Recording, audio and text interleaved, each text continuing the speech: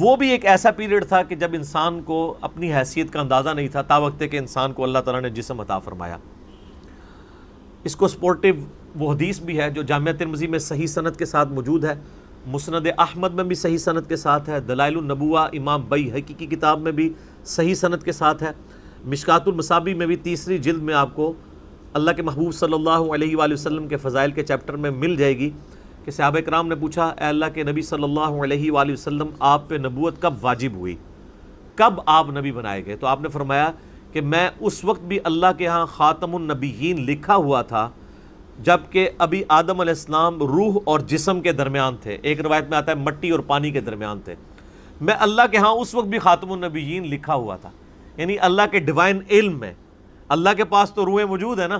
اللہ نے پہلے ہی ڈیسائیڈ کر لیا بھائی اس روح نے محمد رسول اللہ بننا ہے، اس روح نے فرعون بننا ہے، اس نے موسیٰ بننا ہے، اس نے ابو جہل بننا ہے۔ اللہ کو تو پتہ ہے اپنے ڈیوائن علم کی وجہ سے۔ تو وہ ایک جو پیریڈ ہے وہ ہمیں یاد نہیں ہے، اس وقت ہم کوئی قابل ذکر شے نہیں تھے، جب تک کہ دیکھیں جب تک فرعون دنیا میں آیا نہیں ہے اس وقت تک اس کی فرعونیت سے لوگ انٹروڈیوس تو نہیں ہوئے، اللہ کے ہاں تو وہ روح کی شکل میں موجود تھا۔ تو وہ والا بھی ایک پیریڈ ہو سکتا ہے۔